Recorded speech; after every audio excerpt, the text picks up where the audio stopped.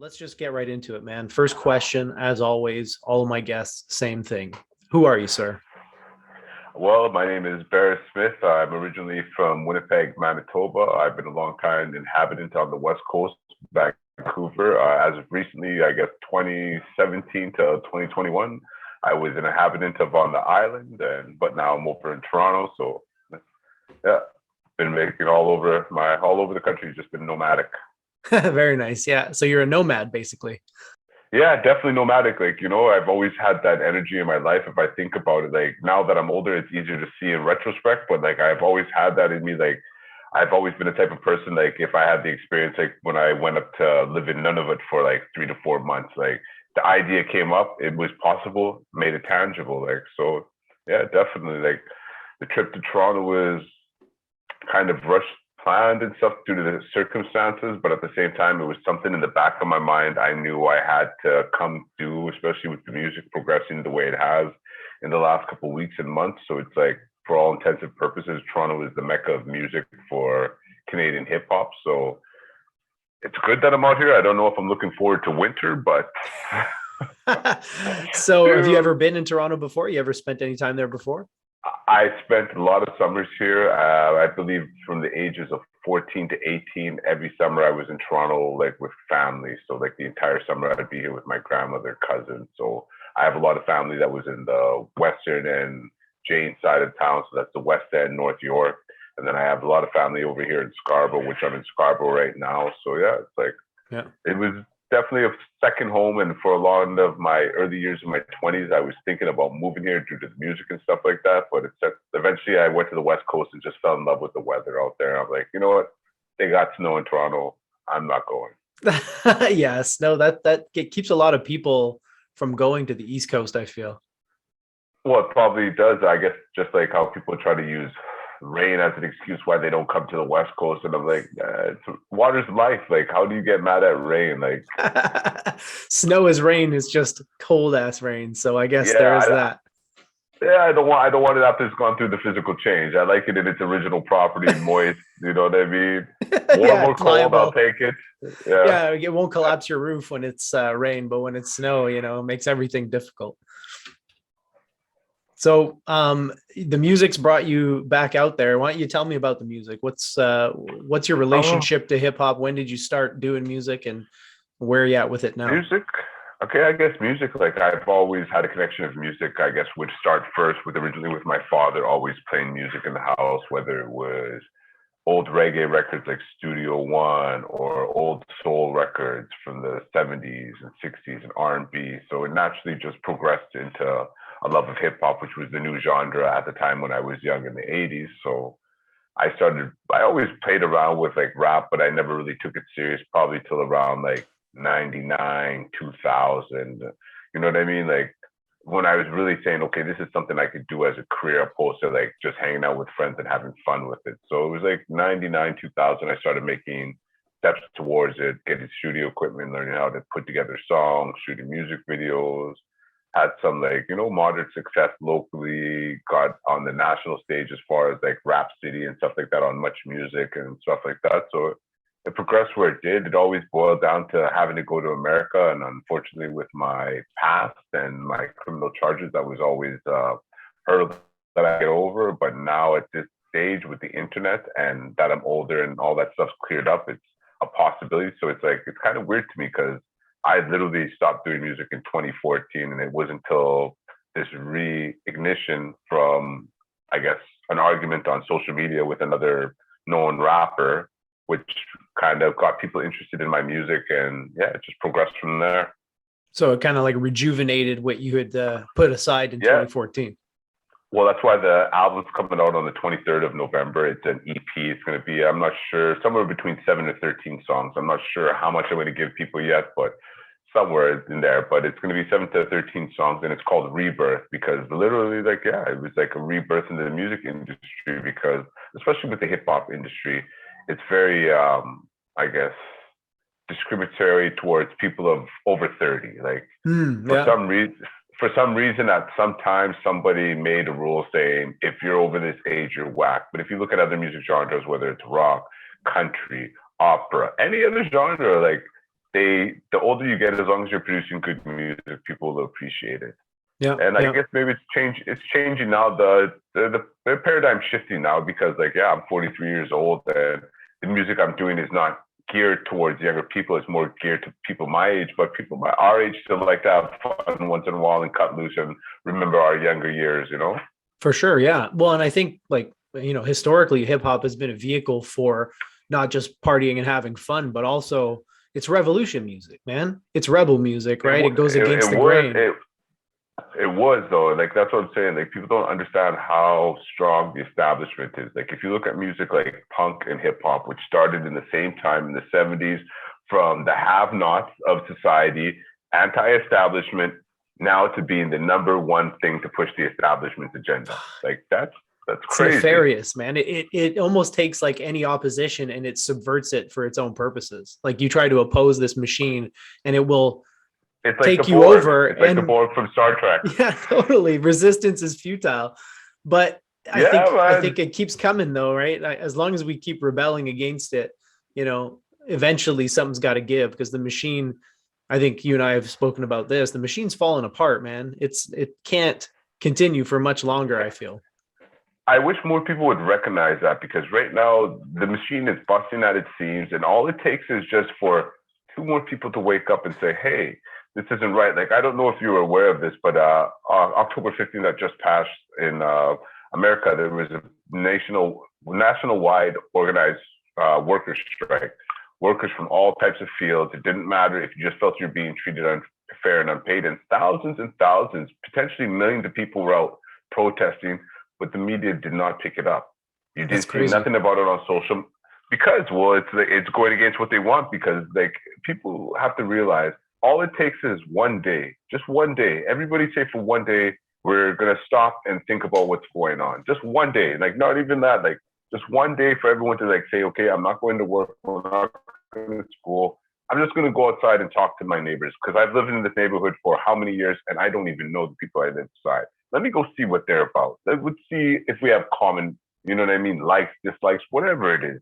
Like detach from the system for a moment and reintegrate and reconnect with actual society, not the, you know what I mean, the society online, but actual people. Like growing up, I used to know my neighbors. We'd know everybody in the neighborhood. And it's not like I came from a farm town. I came from the city. You know what I mean? I came from a city of 500,000 people. You know what I mean? So that's not a small place. Yeah. And we used to know everybody's name in the neighborhood. Now I lived on the island for 4 years. Like I couldn't tell you 3 neighbors' names. So yeah, it was crazy. I'm in the same boat. Like the paradigm shifting. Yeah. Well, community used to be about proximity, right? Used to be about the people that were around you physically, but now I think because of the internet, we have different types of communities, right? Where you can be like in a community of spirit, like people that are kindred spirits that believe the same thing you believe or that are in the same boat as you. So you don't have to be close to them physically. And so I think what we need, like you said, is a balance. Like it's good to have those communities that are based on common shared beliefs, but you also got to have a community of the people around you because they're around you. You're living literally next door to these people, right? Yeah, for real. Like it's just sad because it's like the way life is set up, we're also busy with our jobs. We're also busy trying to do the right things with our families, our kids, that we don't get to think about those things. Because by the time you get 5 minutes in the day to actually think about, oh, you know, I should introduce myself to the neighbors. Like, oh, it's 11 o'clock. I'll do it tomorrow. And tomorrow never comes. Yeah. And then we all get caught up in our own little cycles. You know, they have our good days, our bad days, our overloaded days, our kickback days. And it's like, we don't take enough time to really enjoy life. We're just like being worker bees or ants and just being like mindless drones pushing along the line. And then by the time we realize that, hey, we're supposed to enjoy this, it's like we're 65 and the trip's like 2/3 over. Yeah, no doubt, eh? Yeah, it's a bit of a trap for sure. Yeah, you're like working hard so that you can enjoy the things that you could be enjoying right now if you didn't like spend all this time working. You know what I mean? Well, even like a lot of us, like a lot of our lifestyles, if we scaled back our lifestyles, we would have those free moments to enjoy life. You know what I mean? Like everyone makes a big deal about, okay, having a home and a big, lovely house. But at the end of the day, like, unless you're a homebody, how much time do you spend at home? You're outside most of the time. So as long as you have a place to cook, sleep, some type of place where the family can gather and entertain, a living room, like we all live above our means. And it's just the way we're programmed, you know. It's like, do we need this much space? Like I used to have that discussion a lot of times with the mother of my youngest children. Like, okay, do we need all this? Like if we took this 4,000 square foot house and downsized to a townhouse, we would own it outright, and we would have the freedom to say, well, maybe I don't want to work. Maybe we'll just, like, you know, it's like, what do you really need to survive? You need to know that you have food. You need to know how you have shelter. Yeah. You know what I mean? So if you can cover those two bases, like, okay, we have shelter now, and it may not be a mansion. It may be 1,000 square foot rancher, but everyone has their bed space. Everybody has a place to sit down. So if we're going to spend more time together as a family, now we can maybe travel, because the money that you would be sinking into mortgage repairs, like, the amount of renovations that we were going on with this year, it's like that alone. Like when I think about the money that was spent on like retaining walls, redoing the roof, like that's big portions of money. Like 100%. I wish I had the I wish I had some money like that we spent on the roof right now, just sitting around to play with. Well, the roof might not be the best one to cheap out on, but all the other stuff, like anything cosmetic or whatever, right? I mean, you don't want leaky roof, but yeah, all the other stuff like is just nice. I don't want the leaky roof, but I'm saying just to have the same equal money that you spent on the roof, like to know 100%. That okay. To have that 15,000 to be like, oh yeah, I have the 15. Hey, let's take a trip. Why not? You know what I mean? Let's go. I've never been to Bora Bora. Let's go to Bora Bora. Let's see what it's like. Yeah, experiences, man. Experiences over possessions, I think, is what it comes down to. And I'm all for the experiences. Like the possessions come and go. I learned that as a young adult. Like I've had the shiny, blingy stuff, and I've lost it. And then having it never made me any happier. It may have made people look up to me in a strange way, because it's just weird like that. We'll look at somebody who owns something that's valuable, and we don't even know what their financial situation is. They could be literally broke. They went broke buying that new Gucci outfit. They have $0 in their bank, but they look like $1 million, and everyone will be like, look up to that person. Meanwhile, the guy who's dressing in the t-shirt and shorts with the $1 million in his account, nobody will even notice them.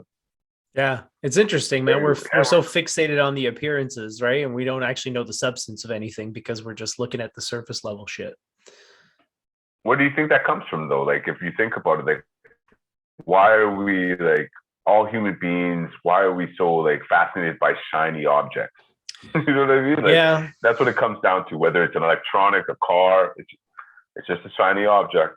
Yeah, well, and I think it transcends that. I think we're all caught up in the superficial, right? I mean, even if you look at things like people discriminating on the basis of race or gender identity, like your skin color or appearance, for me personally, is a footnote in the story of who you are as a person. Like it tells me nothing except for the amount of melanin in your skin, maybe, or where you were born. It could tell you more. It could tell you more than that, because if you see somebody in a country like Canada, some person who is indigenous, First Nations, you can clearly see their First Nations. You're going to know that individual has been treated unfairly all the way through. Like to this day, I agree, but it doesn't tell me the kind of person you are. It tells me you've been victim to injustice. But it can tell you where you've come to. Yeah.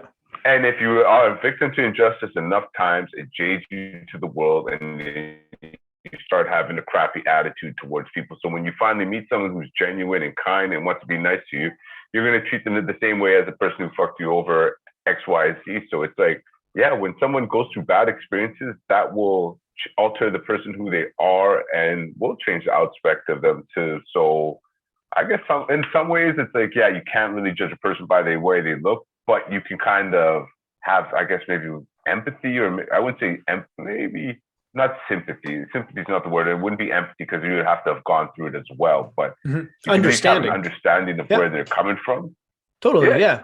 But definitely. Again, like as far as like the essence of who you are, and even some of those things like are assumptions, right? Like you could be 99% of the time correct that a person that is of indigenous background or afro-indigenous, you can assume that they've probably experienced some shit. You can definitely do that. But there's probably the odd person from that demographic who hasn't experienced anything.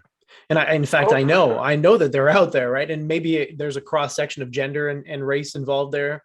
But at the end of the day, just based on that detail alone, whether it's your gender identity, your sexual orientation, your ethnicity, whatever it is, based on that alone, I can't make any assumptions. When I start talking to you and hearing about your life experiences, I can definitely see why, because other people out there are different. There are a lot of people out there who are fixated on these surface level details.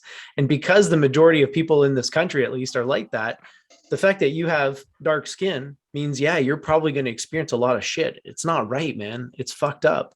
But it's because people think that skin color is something important. It's like, it tells you the essence of a person. Like there's an essential identity that goes along with your skin color. Some people believe that. And it's like, dude, you can be whoever, anything you want to be, man. You're not limited or defined by your skin color, who you're attracted to. These are just superficial details, and we make of them what we will, right? So we can make of them something very big. Like a person can be centrally identifying as a trans person. It's like, you ask them who they are, they're going to tell you, I'm a trans whatever. And it's like, that's central to who they are in their mind.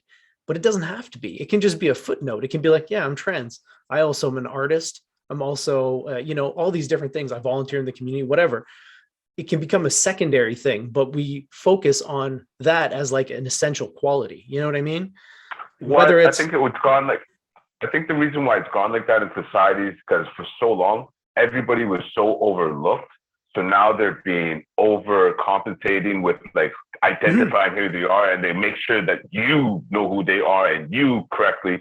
And that's just the result of being unrecognized for so long. So now it's like the pendulum was this way and now it's this way. So to find that balance 100%. In the center, it's like the balance is totally right, man. Find, though. Yeah, it's the pendulum effect for sure. And it makes sense, again, because if you have a group of people who are oppressed, like you said, who are mistreated, that is going to have a reaction. And that's perfectly understandable and natural, right? But yeah, we're going back and forth like this and have been for a long time, it feels like. The pendulum's been swinging, and it's like you're totally right. How do we get it to rest somewhere in the center where we can have it both ways? You can have your identity, but you can also be cognizant of the fact that we're all essentially the same. Like you said, we all need the same basic things. We're all after the same basic experiences. So it's like, how can we kind of balance these two things?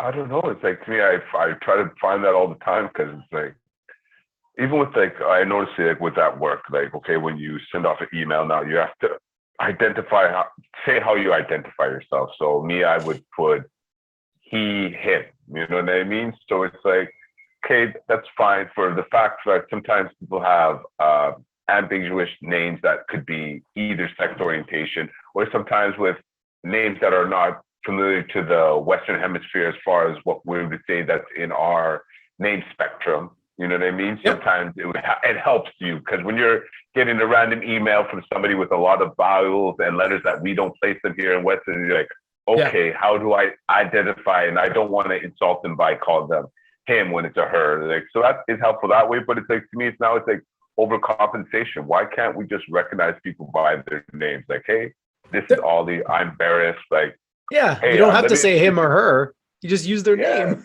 They're people. Well, that's what I'm saying. If someone if wants to be like, I guess there's certain types of like vocabulary when you'd have to say like, okay, could you pass him that? But like, it's to the point now, it's like we're jumping from foot to foot that we're losing focus of the actual thing. And now instead of helping out the people, now we're excluding another group of people, because we have to understand every time there's a transitional period, there's always going to be a large group of people who will be stuck in the old ways, usually the older generation. So it's like, even with them, it's like, we have to stop, I guess, maybe being so coddling them and like, oh, when an old person says something that's not right, whether it's racist, sexist, whatever it is, because the way they used to think back then is different than we think now. Yep. And we just let them go along like, oh, grandma's old, just you have to know. We need to take the time to tell to our old people like, hey, I know that here's the news flash, like that is actually wrong. It's been proven that was not correct way of thinking. And I know you're old, but you're not old enough to like, unless you're senile, you should learn that like, okay, to call a Japanese lady a Jap That is not correct. That's not cool, grandma. No, my grandma. That's what I'm saying. My grandmother's that type of like, oh, are you still have children with that half Jap girl? I'm like, no, she's Chinese first of all, and no, she's not a half Jap. Like, no, it's like they'd be like. So I agree with you, man. I think it's important that we have those conversations, and a lot of the times they're going to be uncomfortable conversations. But I think from the place of the person who's trying to educate the older generation, you have to go in expecting that it might not work. You know what I mean? Like you gotta try to educate them, but it might not stick. At least you can say, hey, we tried. She's just racist. Leave grandma alone. You know what I mean? And she won't even see herself as racist though. And again, like, I don't know, man. It seems like there's inadvertent racism, which is racism born of ignorance, right? Like your grandma, it's generational. She just can't wrap her head around it because she was born and conditioned a certain way for like 80 years or however long. So I think we have to distinguish between that, which is, to me, again, not excusable, but understandable. Like you said, right? When you understand that this person was raised to believe a certain thing for 80 years and you're trying to educate them, it's understandable that they might not get it, or that they might not be able to change in the last years of their life. We have to focus our attention on the people who are deliberately racist. To me, they're the dangerous ones because they're actively dividing us. And they're, again, using this idea, this concept of race, which doesn't have any bearing in reality. There's no actual marker. Like, race is a bunch of constructs combined, right? It is. We have to attack those people. I'd say it's the systemic racism that we have to worry about, because an individual, no matter how racist he is, he can be sit down there, and if he goes through the right experience, he can change. 100%. He can change. Yep. But the system would continually pushes it, and then it rewards, like, for instance, like, okay, they decided, I forget what the date was, October something, that's the official day to wear an orange shirt. Meanwhile, the same government that's mandating that this is the official day for everyone to wear a shirt, to recognize what we all had our part in, we played in residential schools. They're fighting them in court, using taxpayer dollars to fight them in court. But they're saying, while wearing the shirt, they admit they're wrong and they're sorry. Same time, our prime minister found that the perfect day to go fucking surfing into Fino. Like, this guy is so in touch with the people. He knows what they love. But the thing about it is, like, the fact of the matter is, the Indigenous population in Canada is 4%. So if we're looking at numbers, out of every million people, you know what I mean? What, 40,000? Like, you know what I mean? Like 40,000 out of every million people. So there's 35 million people in here. So there's like maybe, like, you know what I mean? A mil at that, maybe at best. So within Canada, we have to realize that the majority of Canadians, majority of us, do not give a fuck about what happens to Indigenous people. We don't care about paying them back for the residential schools. We wore an orange shirt. They should be happy. I spent, even though I probably bought it on fucking eBay, and it didn't go to no charity that actually helped the thing. I wore my orange shirt. What more do you want?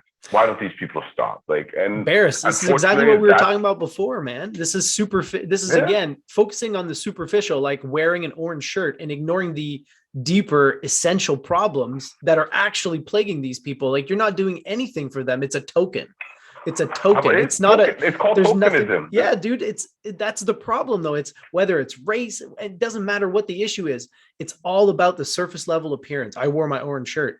You did nothing, man. You did nothing. In fact, you did, in my opinion, if all you do is wear an orange shirt one day of the year and nothing else, you're contributing to the problem way more. Yeah. It's just like, what do they call it when you're enabling it? You're enabling the problem. Yes. Because you're letting the government off with going by this one thing. And like, that's what I'm saying. It's like, to me, it's like, as soon as people realize that, hey, all we have to do is organize amongst ourselves one day and nobody go to work. Nobody buy nothing. Nobody go shopping. And then you'll see everybody jerk their head around real fast and say, what's wrong? And then we just sit there and be quiet. Don't say nothing. And you'll see how fast they figure out what's wrong and correct it. It's like people just forget that though, because we all get absorbed because they're like, well, if I don't go to work today, I'm going to be short XYZ on my paycheck. No. Everyone can survive. Know how I know everyone can survive? Because there's people on the street who don't have jobs for the last decade and they're still surviving. They still eat food. And none of them died. Well, think about it. All the people who are living on the street for decades, like for decades, not even days, decades, they have no job, but they survive. Somehow they eat, and a lot of them have bad habits as drugs and alcohol. So their first money always goes to drugs and alcohol, but they still survive. So that's a good point. If we all dial back if we all dial back our living, if we all decide to sit down for a week, say none of us are going to work, none of us, until this is changed. Everybody, what can they do? The bank can't force no one to collect the mortgage. Like, that's what people have to start understanding. For once we're talking to each other and we're all friends, we'll find out who the bailiffs are. We'll find out who the mortgage people are. We'll find out who the bank managers are, because they're all in the same position. But everybody thinks they're on a different hierarchy. Like, well, I know I'm in the bracket of making X, Y, Z, and I live in a neighborhood with the set value of X, Y, Z.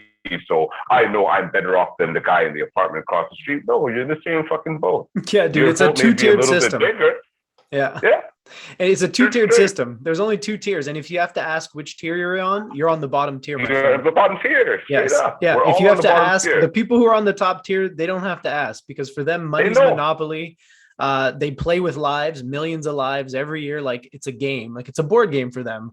Our lives and our struggles are a game for the top tier. So if you have to ask, you're on the bottom tier. It doesn't matter if you're making 150, 200K a year. You think you're better off than everybody else. You're in the same boat, man. I agree.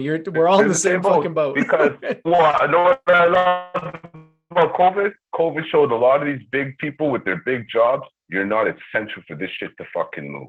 Yeah. The fucking rich 1% found out that it only took 1% of the population to just make this whole thing move. Yeah. It took truckers, it took warehouse stockers, it took fucking delivery drivers, it took factory workers. It didn't take no fucking big office men. It didn't take no fucking insurance people. It didn't take none of those dudes, no doctors, lawyers, nothing. It didn't take none of them. Everybody was sitting down watching TV. It took the guy who went for $15 an hour at the warehouse at night. That's who's essential. And that was the scariest thing that people don't even check. They found out how many people they need for this to run, and that fed the whole 7 billion. They're not planning to feed the whole 7 billion. So they know what it takes to run this. And the fact with the mandate, like, how do you feel about the mandate? Like, I right now, like, you're more in key with my personal situation right now, but the fact that I am not even in open communications with the mother of my youngest children, and now they're mandating that children between 5 to 11 get served up this experimental, I don't know what it is. I don't know if it's, I don't know what it is. It's not doing what it's supposed to do, because I've been in Ontario and I haven't worn a mask the whole time I've been here. I don't wear a mask on the train, and everyone looks at me like I'm the psycho, but it gives you a sign right before you walk into any business. You must wear a mask unless you have a medical condition, which by law, we cannot ask you to prove. So there's like, it's a test to see who's fucking a free thinker. You think so, eh? Yeah, that's what I'm saying. Like, right now, to me, the way I look at this shit is like, oh, there's some huge disaster coming down the pipeline that if they tell us, everyone will lose their shit and start being wrecked tomorrow. Fuck it. Everyone will just throw their hands in the air. So now they're just thinking, okay, who's the free thinkers? Who's the independent thinkers? Who's going to think outside of the box and fucking come up with an answer instead of waiting for an answer? Mm-hmm. And that's what I'm saying. You're finding out right in the population. By the end of this year, they'll know out of the 35 million Canadians, who is a fucking free thinker and who is a sheep. Doesn't matter about how much you make, education, doesn't matter that. They're going to find out, because they're even talking about how come COVID has not been striking the homeless. The homeless are fucking always within fucking inches of each other. They have terrible hygiene. Half of them aren't wearing a mask, and if they are wearing a mask, it's covered in black soot from wearing it for a month, you know? So how is the COVID numbers, why are there not a lot of homeless people dying of COVID and all these testing? Yeah, I wondered that during the first wave. Apparently they're starting to get it now, but again, I don't know. I don't know what to believe anymore, man. Honestly, I had Delta. I had Delta this fucking April. It made me sick for 72 hours at most. Heather had it a bit longer because she has asthma. Mm-hmm. But other than that, like, both of us beat it. Nobody went to the ventilator. Nobody felt like they were dying. Like, she got it worse than me, and out of the two of us, and even she's like, she wouldn't have got the vaccine. I don't know where she's at now, because her family's definitely probably pressured her, work's probably pressuring her, school's pressuring now. Like, how are you going to give this shit to 5-year-olds?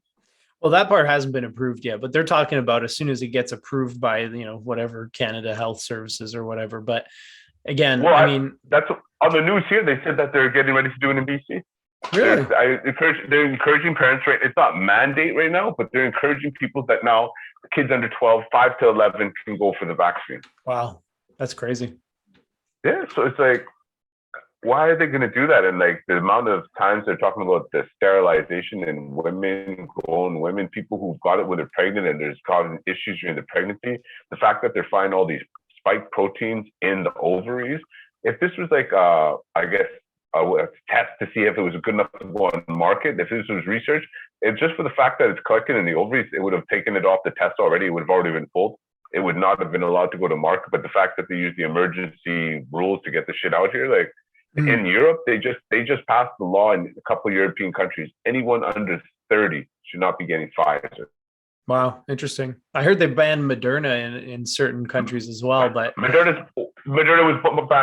I'm saying, like, all this shit is coming out now, but it's too late because everybody's got it. Because everybody's getting in Canada what? Pfizer and Moderna. They had AstraZeneca until it fucked up. Johnson and Johnson didn't even get out the fucking gate. You know what I mean? So the thing about Johnson and Johnson is it's not an mRNA; it's a regular old-fashioned vaccine, which I would be comfortable taking because we've been using that technology for a long time. Look at it: AstraZeneca and Johnson were the old technology. Oh, okay.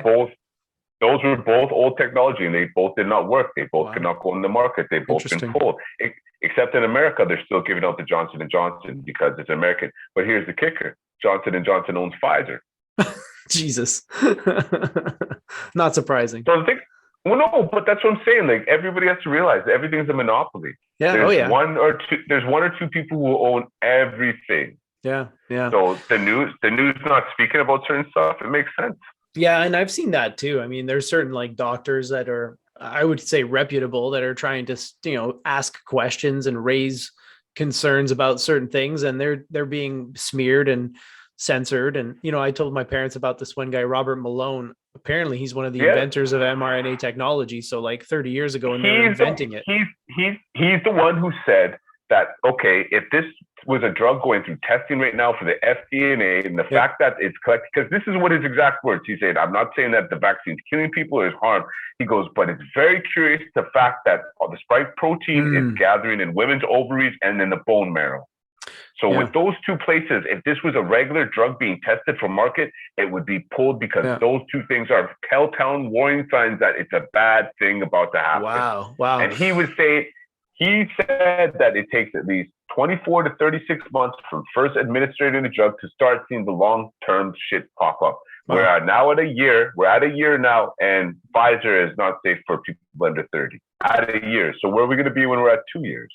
Right. We're going to be at 3 years. And they're still doing boosters all the way through, right? They're not slowing down. The next booster is supposed to come out after the mandate of the 30th, when they're saying within Canada, you have to have a double vax to even use domestic flights to train, which is supposed to be a grace window period of 30 days. So what I think they're going to do is they're going to say the 30th, all the sheeple will run to go get it. The people who are still saying, well, fuck it, I'm not going to fly, then I'll just drive. Then they'll come out, oh, it's unconstitutional, we don't have to do it.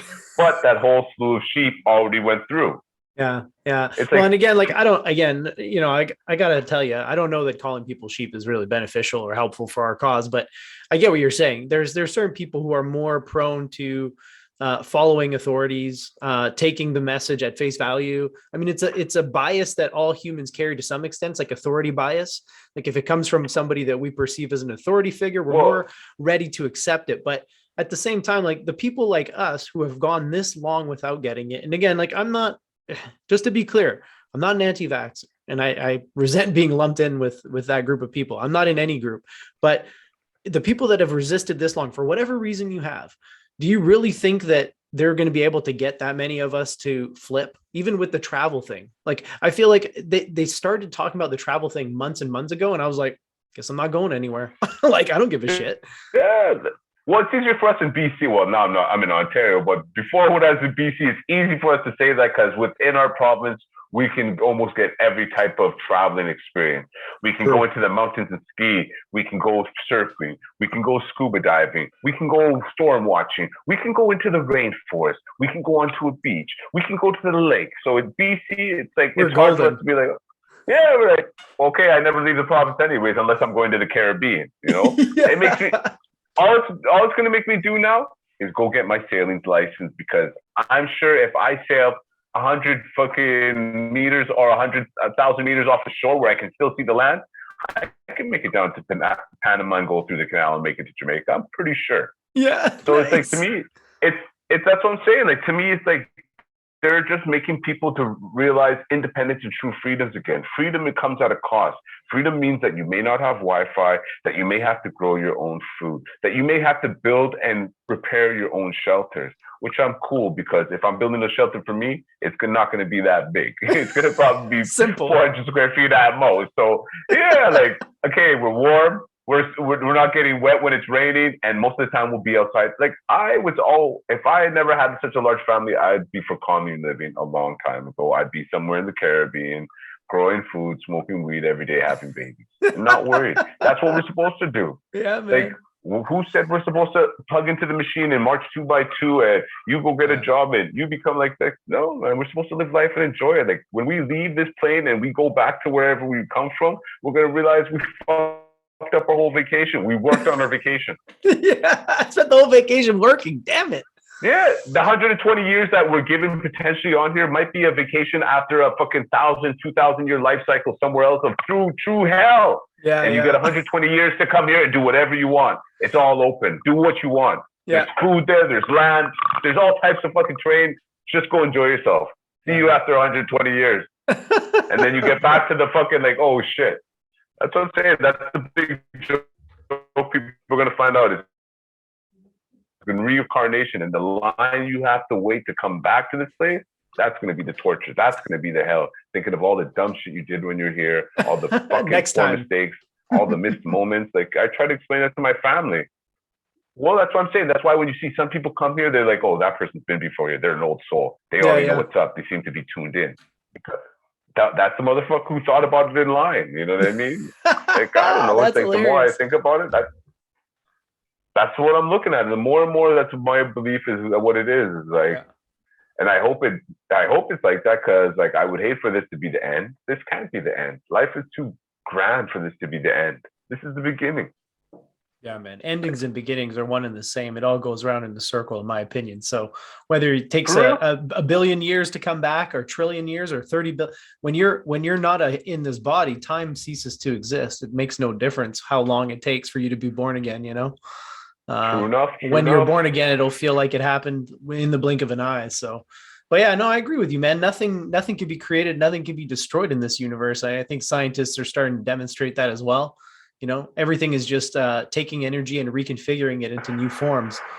And we're that energy. So, you know, we're going to have different forms before we're here, after we're here. But while we're here, it's interesting. Well, God in the universe manifested in the flesh, man. I believe in that sincerely absolutely. now. Yeah. We all are. Like, there's a universe in each of one of us. Like, straight up. Like, we are we just forgot who we are. Whatever the negative frequency that's on this planet is keeping it out of one to touch, or the calcification of our pineal glands, I don't know what it is, but we forgot who we all are, and we need to wake up. And, like, I wish the game of Monopoly would stop. I wish the charades would stop. Like, but that's part of the game. Up, but it's like, it's part of the wake up process. I mean, the people that we view as, like, you know, the ones who are destroying the planet, the ones who are keeping the cycle of oppression going, they're an essential part of the waking up process. They create the tension that is required for us to snap out of it, right? Like, when things get so bad, eventually people will have to wake up, because it's going to get to the point where they're going to have to break. You know what I mean? And without the catalyst for that, you know, a lot of people probably would never wake up. If life was easy, if everything was smooth and there was no oppression and strife and all this stuff that's going on in the world, a lot of people would just die without ever waking up. So I feel like the conflict and the hardships that are happening right now are a part of the process, and they're an essential part of the process. But I get scared from, like, okay, we've all seen how it's turning in the world in each country right now with who has it and who doesn't have it. Are you talking about the vaccine? It's getting really, it's getting very nasty. It's torn up families. It's torn up friendships. Like, because it's a little crazy thing right now. Because, like, some of the people I've, like, talked to, like, some of my relatives, like, who are not old, like, they're people who are my age, and they got them, like, why did you get it? well, I just want to be able to like go out. Like even my son the other day, I was talking to him, he's 18. And I asked him, I'm like, so are you going to get the vaccine? He's like, yeah, I was thinking about it. I'm like, what for? To go to a restaurant, because you can't go to the bar. So there's no reason to get at a bar. And I go, do you have any trips planned? I go, because the only trips I know you've ever gone on is your mother's planned a trip or I've planned a trip. So you're not planning to fly anywhere. What's your reason for getting it? I go, don't not get it because I told you not to get it. Do not get it because your mother told you to get it. Do not get it because society told you to get it. Get it because you want it. And what's your reason for getting it? If your reason is going to get it because you just want to go eat food, then that's not a really solid reason, because they got shit like skip the dishes, they got pickup delivery, they got all this other stuff. So if your only reason is to go sit in some corporation's restaurant, then you're like, what's use of it? Like, you know what I mean? You're not in school, so you don't have the excuse, well, I got to go to university. And the fact that they're even telling university students if they want to take online courses, they have to take it. That's how I know there's something suspect about it. Because if it was for the benefits of people, someone who's like saying, okay, I don't want to take it, I'll stay at home and take an online course. No, to sit on your computer, you have to have this vaccine. Yeah, what? There's a lot of nonsense around it, man. I've had people tell me since I've been here, like,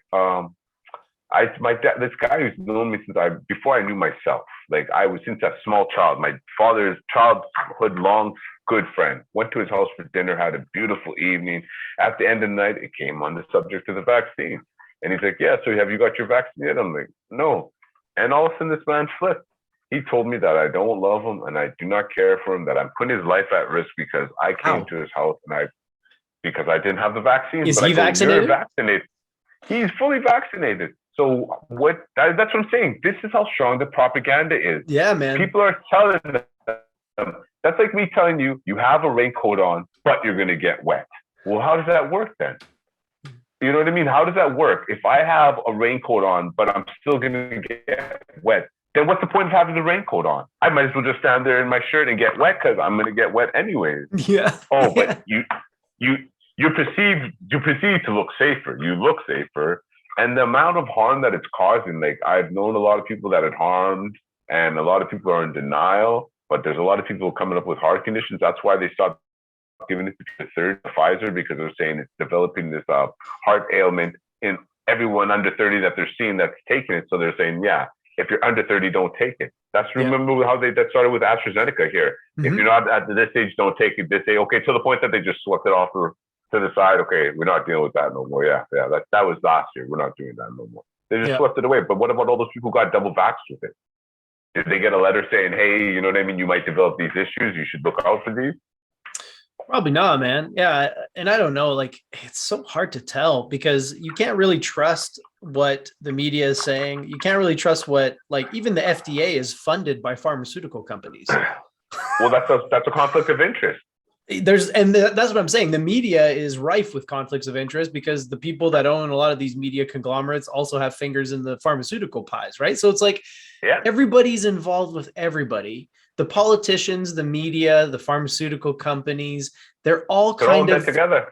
Yeah, and if not directly, like, you know, maybe they haven't had a meeting about it and they're all like, you know, consciously aware, but there's enough conflicts of interest that, again, for me, I just can't trust any of it. I just don't know. I can't believe any of it. If you get a memo in your newsroom saying that you're not allowed to speak about certain points because an advertiser may pull advertising dollars, that means, they don't have to have the meeting in the office. They're just sending down the demands and it's being met. You can't say nothing bad about Pfizer. Yeah, it is because corporations the problem is because government itself is a corporation. So corporations have the natural ability of always looking out for one another. It's just how it is. Yeah, or the government's an extension of the corporations. It's not. They're not even. The government is not a corporation itself. It works for the corporations. No, it's literally a corporation itself. It's called the Crown Corporation of Canada. Yeah, that's true. Yeah, there are Crown Corps for sure. No, Canada is a Crown Corporation. As a person who's been through the legal system, anytime that the government of Canada charges you, you're not going against the government of Canada, because you're going against the Crown, Regina, Queen, Elizabeth, blah, blah, blah. Wow. So that lets you know that this is an extension of anything that the Canadian government owns. They call it a Crown Corporation. Who's the Crown? Wow. Trudeau's not the Crown. No, because No, because most people don't take the time to read the details. The details is always in the fine print. Yeah. It's never in the big bold statement. Yeah. You know what I mean? It's in the fine print. That's why I say, Canada's own, because if you look at it even just from marketing and advertising aspect, to put the Queen's face on all of our money and all this shit in Canada, we have to pay her a trademark fee for that. What's your fee? Has anybody inquired to see what the Queen charges? No, because if they've seen the number that we pay for fucking a year for her on our paper, every Canadian would say, stop. That's enough to solve all our problems every year. What do you mean? I don't even have to know, man. I don't even have to know. I didn't know that we paid her, and I'm not surprised, but I didn't know that. And yet, despite not knowing that, I've been saying for a long time, why with the Queen? Like, what? We're not. Why do we still pay homage to them? Why do we? Yeah, again, let's fucking revolt, my friend. Why are we still a colony? Let's take ownership of this motherfucker. Like, it's wild to me that that's why I feel. Because the corporations and the families that run this country, it benefits them because they're part of the royal extension. When you always used to hear about, like, you read ancient time books and medieval times, you hear about the knights and the earls. Yeah, they're still alive. Their titles we just don't use their titles no more. Right. You know what I mean? We call them the fourth and fifth richest man and these types of people. There's certain families, like, look at Trudeau. What made Trudeau the right to become prime minister other than nepotism? His father was prime minister. Yeah. He was from the right family. So he was told from a kid, anytime you're ready. He was so sure of this job that he never had a job before it. What was his previous job before he was?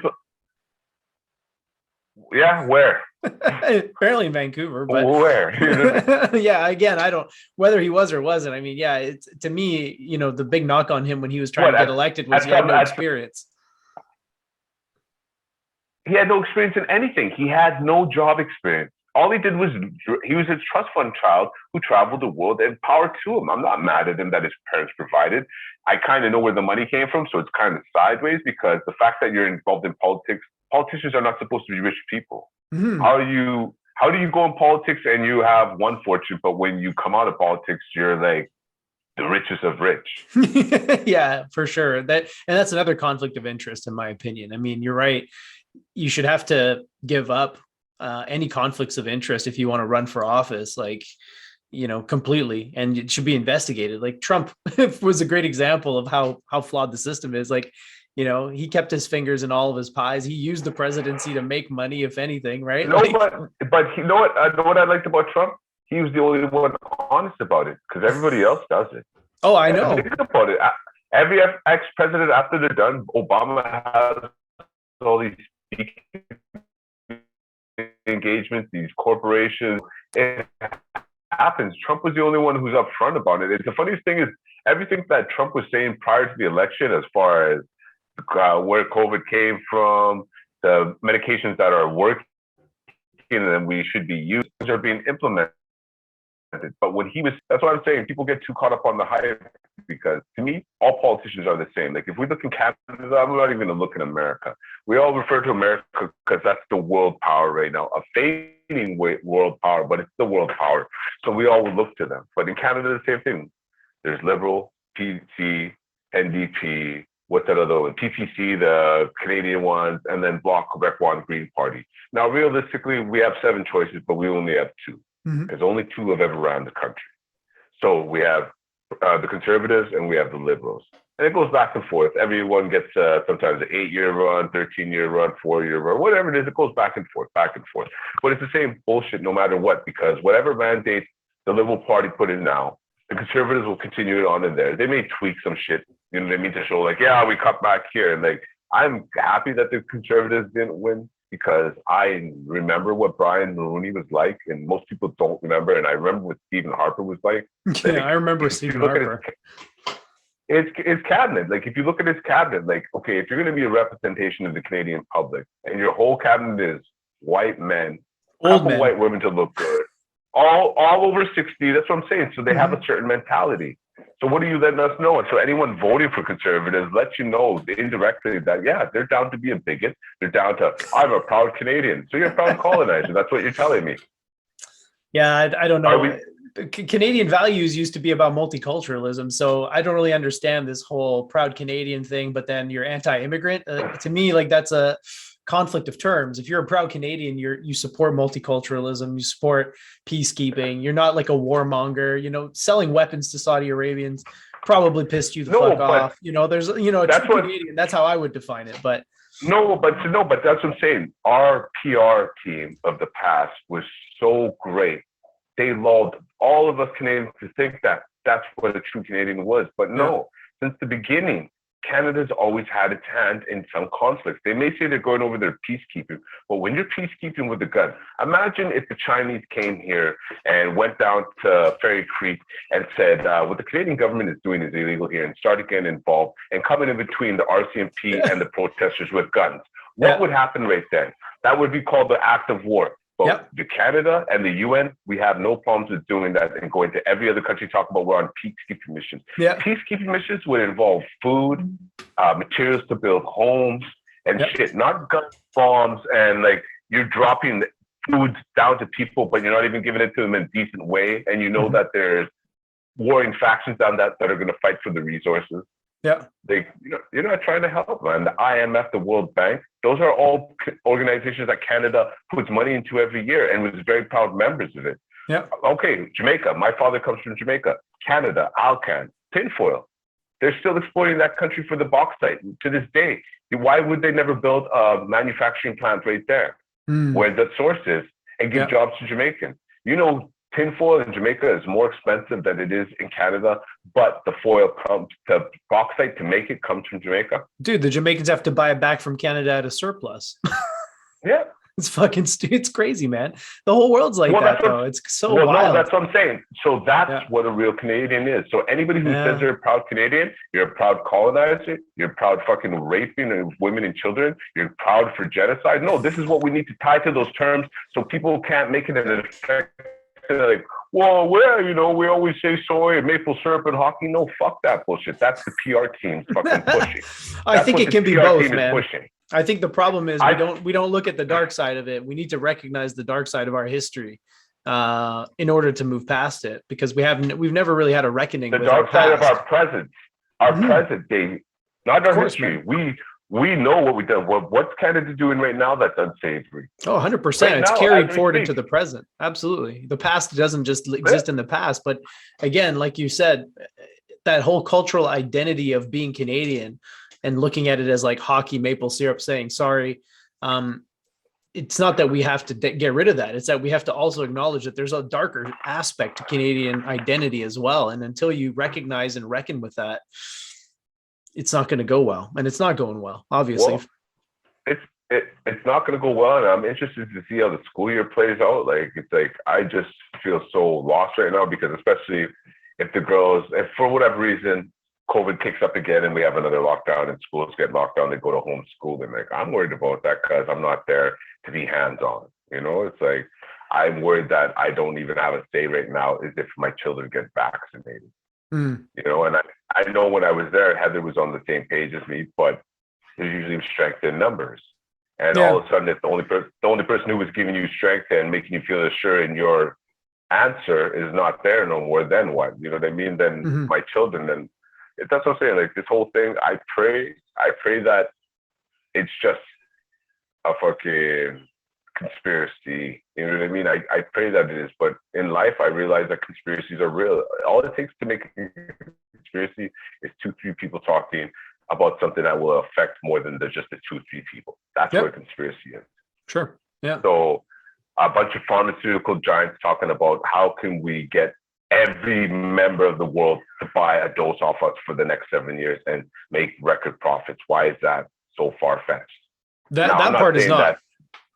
That's what I'm saying. I'm not saying that the vaccine is harmful. I'm not saying the vaccine causes death. I'm not saying that the vaccine doesn't work. I'm not saying the vaccine isn't something beneficial for us.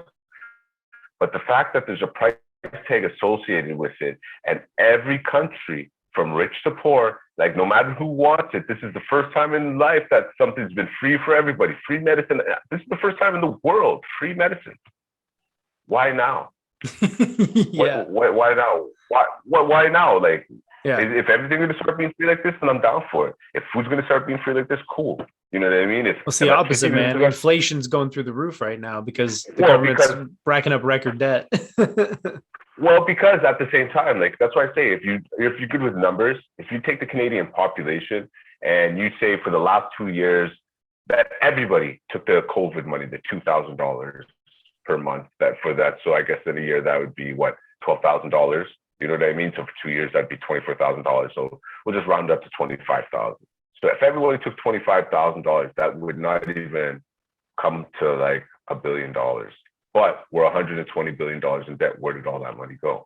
Yeah, well, what people fail to realize is this was just like the bailout in the Americans when they bailed out all the corporations like Ford, Chrysler, all these big corporations in Canada, Home Depot, when they stayed open, Costco, all these companies, they applied for the money to say, okay, we won't lay off our employees.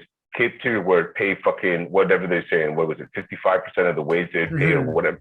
The Canadian government said they'd pay that. So people didn't realize that that's where most of the money went. 100%. Yeah, they spent way more money on corporations, right? And then at the same time, who's going to pay the bill for it? The common working man, because the rich corporations will always get the tax break. Yeah, and their CEOs get $1 million bonuses, despite the fact that we're in the middle of a pandemic and everything's going to shit. Yeah. But yeah, no, I completely agree with you, man. And it's such a like multi-layered, complex set of issues that as soon as you start pulling at it, you realize that it's not simple. And we're trying to simplify everything. We're trying to make everything sort of like a dichotomy, like you're either vaccinated or you're an anti-vax. And we're ignoring the like wide spectrum of other alternatives between those two extremes. You know what I mean? Like, no, you could be unvaccinated and not be an anti-vax. Actually, it's quite possible. And you could also be vaccinated and be suspicious and distrustful of the vaccine and pharmaceutical companies. I have many friends who, for whatever reason, got the vaccine, but they're still not like, they completely understand my point of view and they completely respect my point of view, even though I'm not vaccinated. They're like, yeah, man, I didn't really want to get it, but I wanted to travel, or I wanted to go to the game, or I wanted to X, Y, and Z. That's what I'm saying. A game, like, okay, experimental drug, why not? Just go to watch a football game. Like, I couldn't watch it on TV. But that's what I'm saying. We're so selfish in our things. Like, everyone's me. Well, I want to go to the game. Who cares about a game? It's a game. Like, yeah. But so again, more about your family. Yeah. What about you might have heart disease in the next 5 years and you won't be able to raise your young infant child? That's not important, but you went to the game, right? You got close to that trip to Hawaii, right? Well, and I think that's why people tell themselves the story, or they just sort of subscribe to the mainstream story, which is that the vaccines are perfectly safe, they're effective, everything's great, and there's no issues, and anybody who raises any objections. It's why we're not going back to normal. That's why we're not back to normal, because of people like you. You won't get vaccinated. Just go get your vaccine. Why are you scared? I'm doing this for other people because I care. Like when I'm on the subway and I'm not wearing my mask, I just laugh. I'm just sitting there and I'm on the subway and I see like hundreds of people all wearing their masks, and everyone's looking at me like, to the point that some people don't even want to stand near me when I'm there. I'm like, cool with that because everyone's giving me my space. Be beautiful. But no one's thinking to themselves, you know what I mean? Because I see everyone adjusting their mask, being uncomfortable. Some people doing the under the nose thing. That's the funniest to me. Under the nose is awesome. It's like, wow, you're real special, man. Like, I'd rather you not wear a mask at all, my friend. Well, that's like wearing a condom and cutting a hole in the tip of it. Like, there's no point. It's like, you're literally not. The mask is just as useless as me not wearing a mask. Exactly. We have the exact same protection right now. Yeah, and for me, like, the mask was never an issue. Like, I have better protection because I can breathe. Yeah, exactly. Yeah, it's interesting. Like, I don't have a problem with the mandates. Like, I'm fine with not going to the theater, and it doesn't make sense to me, the reasoning behind it, but I'm okay with it because it's like, yeah, fair enough. It's doing its part or whatever. But as soon as you start to threaten people's livelihoods, that's when it's like the mandates where it's like, you have to get the vaccine in order to keep your job. That's where I'm like, okay, we're going a tad bit too far now. Like, no, they need to push it further. Yeah. And they need to tell people they can't, if you want to come outside of your house, do it too. Like, they need to just push it right to the extreme and let people then wake up. And then I'm like, I just pray that it's not harmful to them. But for whatever reason, whether it's 2 years or 3 years now, we're going to see a lot of people developing medical issues. Yeah, and it may not be medical issues. It may not be medical issues that kill them right away, but it'll be the type of medical issues that a pharmaceutical company would love, constantly have to get fixed. And then maybe You know what I mean? I got a pill to fix that. Don't worry. You have the new heart condition. Don't worry. We got a pill for that. Oh, you got clots. We got pills for that. Oh, you got this. We got pills for that. We got pills for this. A whole industry, a whole global pharmaceutical industry will rise up out of treating the side effects of the vaccine. Can you imagine? That's beautiful. That's beautiful profit. Like that's a great strategy if you're a profit-driving organization, right? Yeah. Well, corporations are, and that's how it's going to work out for them. But the best thing about it is like, then you look at like, okay, all the vaccines are coming from 2 companies because all the other ones couldn't make the cut. So it came down to Moderna and Pfizer. And then now they're the only 2, then they're cashing in, like, they can't keep up with the orders. But at the same time, here in Canada, we're giving expired vaccines out to our people, our citizens. And it's ironic that the ones who got the expired ones were the Indigenous people. So was that an oversight? Was that a mistake? Or was that the same attitude towards the First Nations people that we've always had? It's just like, yeah, we keep it in the dark. We don't bring it out in public, you know? In public, we say, yeah, it's like, to me, it's like, I want everyone to wake up and I'm like hoping that, yeah, I don't care because I'm not taking it. The only way I'm taking it is they're going to have to pin me down and force it into me. Well, I respect that, man. And I hope that you never have to be forced to take it because that would be, that would mean that we're in a really bad place. If they're holding people down and forcefully injecting them with this shit, like that's bad news. Well, what are they going to do? They have to, because if they're saying the numbers of fully vaccinated people are as true as they're saying, because every place they say is like 80% or more, fully vaccinated. Like, you know what I mean? So if you're trying to tell me that 20% of the population who's unvaccinated is going to cause the 80% who are vaccinated to get sick, then that doesn't make no sense to me. Oh, I agree. There's something wrong with the numbers, but then they're saying everybody who's in the hospital, everybody who's getting it, you know, the majority, it's all anti-vax or unvaccinated people. So no, but so they're saying there's vaccinated people, but their symptoms don't seem to be as bad. Mm-hmm. Why am I going to take something like when you take the polio vaccine, they don't say, oh, you'll catch a mild case of polio. It won't be as bad. No, you don't catch polio. You take the measles vaccine, you don't catch measles. You take all types of vaccines, you don't catch it. Yeah. Why is this one like you'll catch it, but it won't be as extreme? Yeah. Well, what if it's the case I had, like the Delta I had, I was still taking care of 3 young girls. I was doing all the cooking, all the cleaning. Heather was bedridden, so was me. So how bad could it have been if I was up and functioning, still smoking weed? Yeah. I didn't smoke cigarettes, but anytime I'm sick, I don't smoke cigarettes. So yeah. I